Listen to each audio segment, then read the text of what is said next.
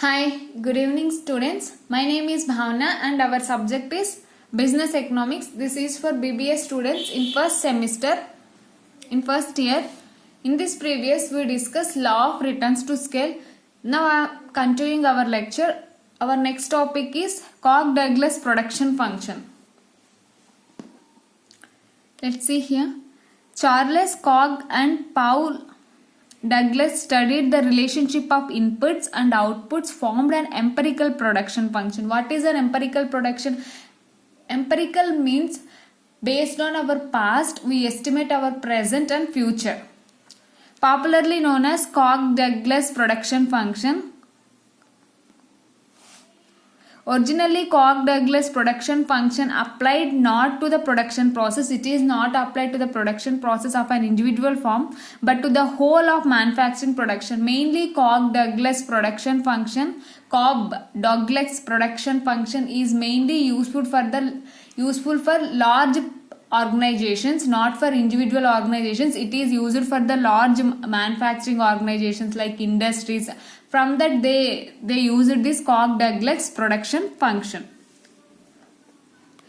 Charles Cobb and Paul H. Douglas studied the relationship of inputs and outputs, formed an empirical production. What is an empirical production? Empirical means observing the past and we are applying in our real life situations. In present, in real life, in market what are going, so we are applied this production function in present.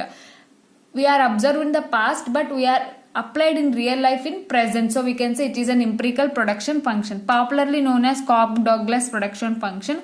Originally, Cobb-Douglas production function applied not to the production process of an individual. It is not applied for the individual or small organizations.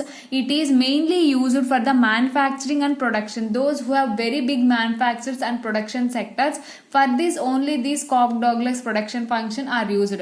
They mainly study the inputs and outputs relationship. For this in empirical way. In empirical means in past what is the situation they studied and they applied in present real life, so we can say it is an empirical production function. Here the outputs is equal to volume of goods and services. What outputs? What are the goods we have produced and what are the service we have produced to the society? You can say they are the outputs.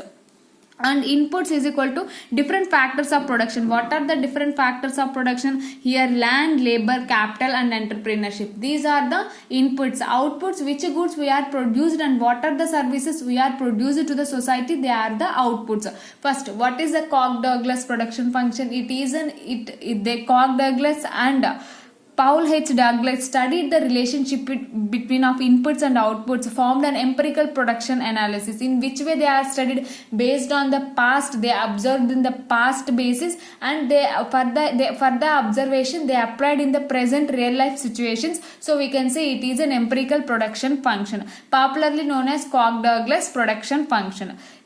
Generally, this is not applicable for the individual sector. They mainly applicable for the large manufacturing and production sectors. Here outputs is equal to what are the services or goods they are produced, and inputs is equal to which factors of production are used. What are the factors of production? Factors of production in economics are land, labor, capital and entrepreneurship.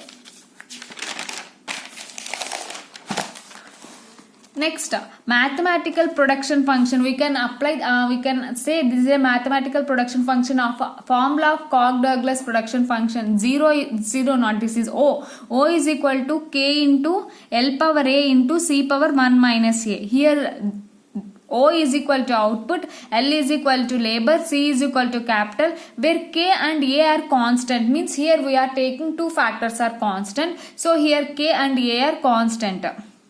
Always A is less than 1.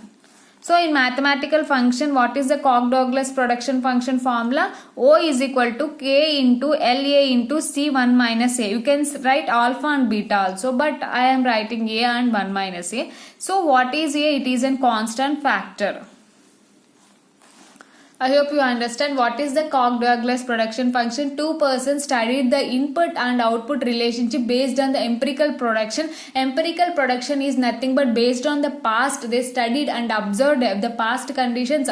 For this, they applied in real life situations. We can say there is an empirical production function, and originally it is not used for individual organizations. This Cobb-Douglas production is mainly used for the large manufacturing sector and processing sector, etc. Here the outputs is equal to what goods we are produced and services, and inputs is equal to all factors of production. What are the factors of production? Here land, labor, capital and entrepreneurship. In mathematically, Cobb-Douglas production function formula is equal to 0 is equal to k into L power a and C power 1 minus a. Here L means labor, C means capital and O means output. Here K and A we are taking two constants and always A is less than 1.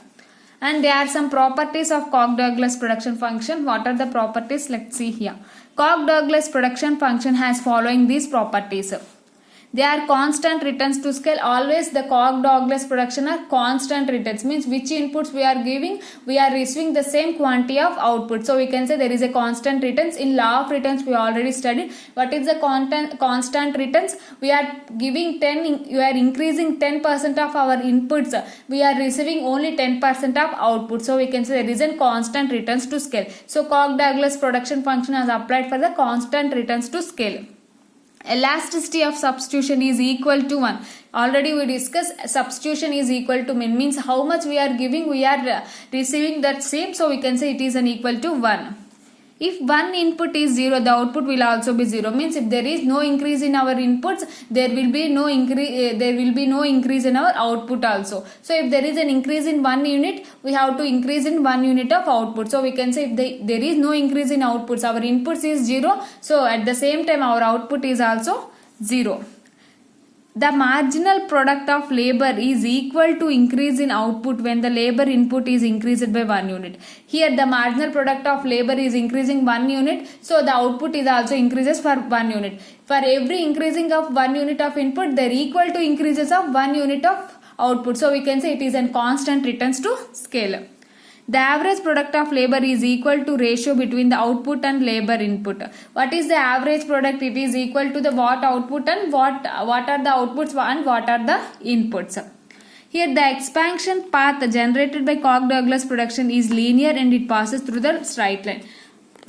Means it should be like that. I just giving an example. The Cobb-Douglas production function, we can say it is an linear. It passes through the straight line. If there is an increase in one input, there is an equal increase in of one input.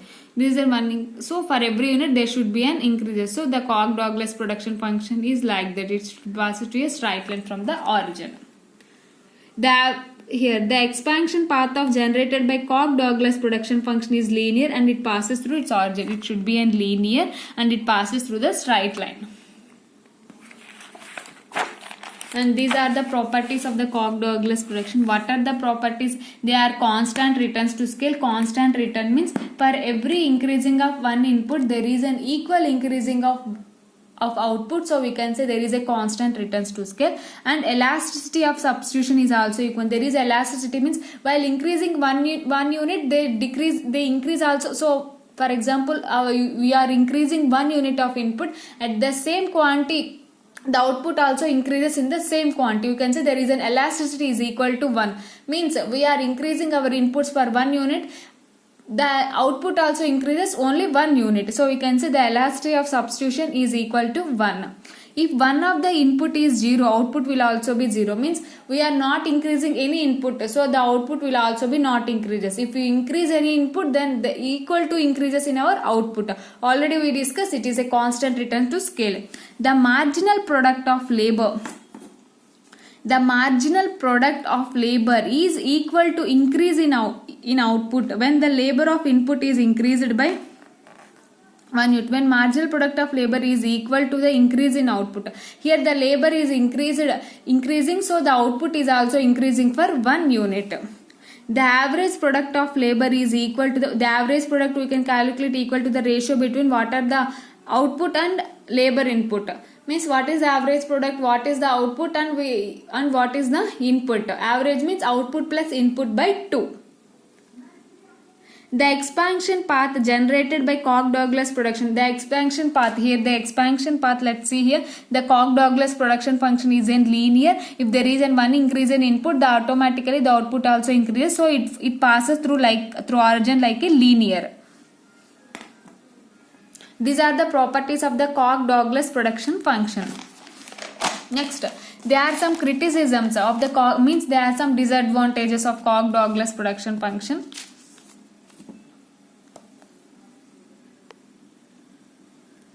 The function includes only two factors and neglect other inputs. What is its criticism? Means it considers only two factors. They neglects all other factors. It considers only two factors and neglects all other factors.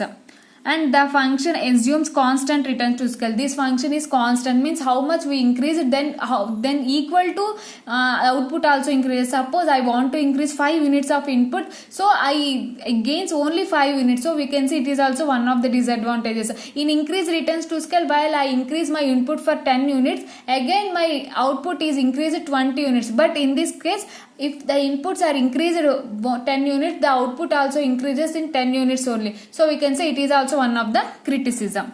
And there is a problem of measurement of capital, which takes only the quantity of capital available for production. Here we take only the capital is available for production, so we are unable to measure because there is only one input, so we are unable to measure how much capital is required. There is a problem for measurement of capital, which takes only the quantity of capital available for production. For production, only the quantity we are taking as a variable. So for measurement, it is not possible. So we can say it is one of the criticisms. We are unable to measure how much capital is required.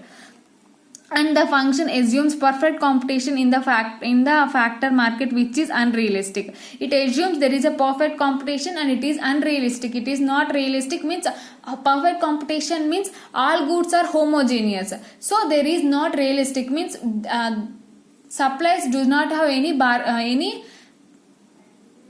change of increasing the price. So we can say it is an unrealistic. There is no change in price, because if any one of the supplier price increases, the consumer automatically goes to the another supplier. So it is an unrealistic. So it is also one of the criticism.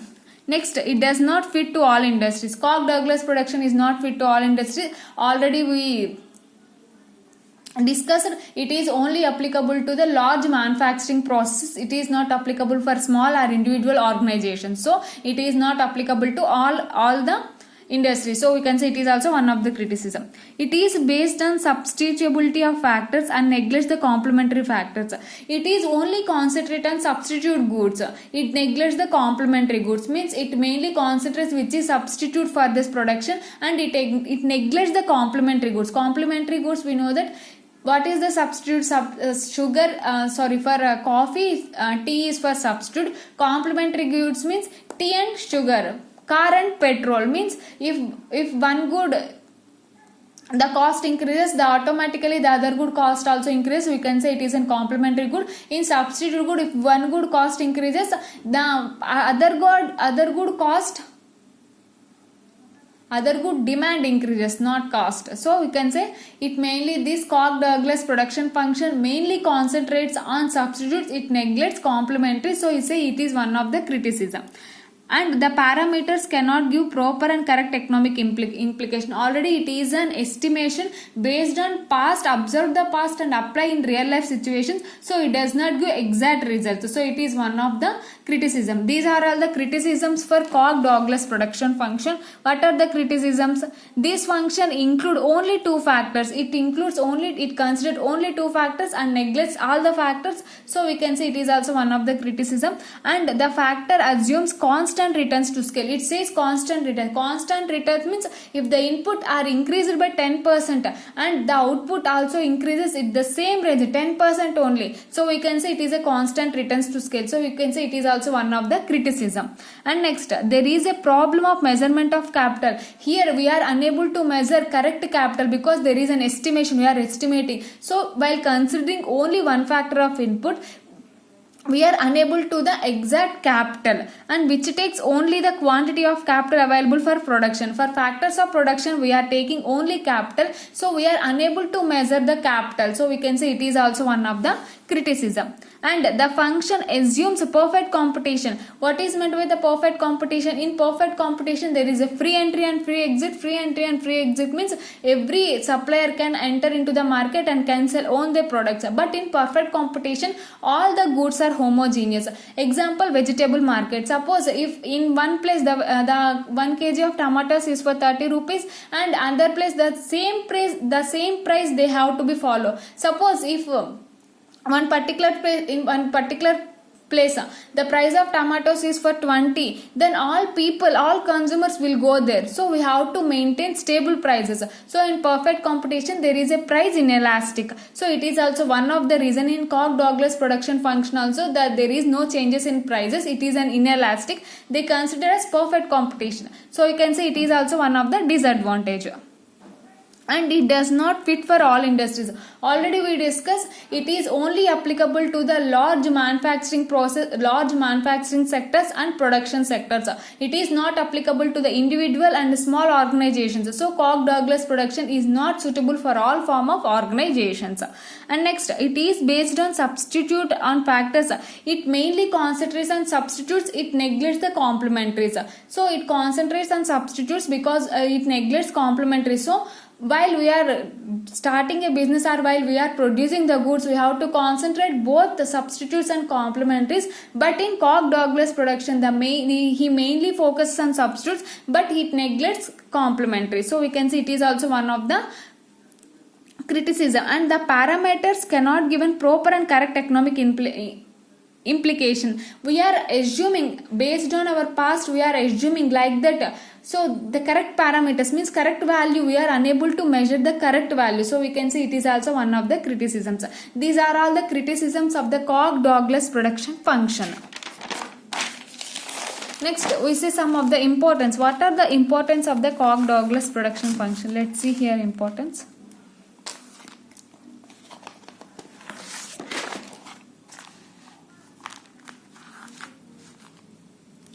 Importance of the Cock-Douglas production function. Cock-Douglas production function is most popular in empirical research. What is empirical research? Empirical research is nothing but based on the past. We have to observe that and we have to apply it in real life situations.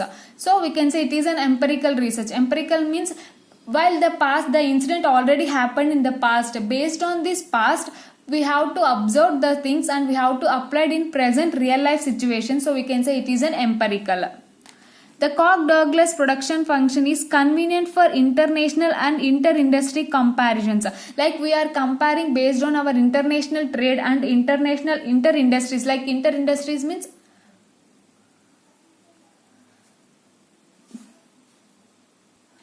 based on the past, we observed in the past and we have to applicable in the future. So it is very helpful for international and inter-industry comparisons.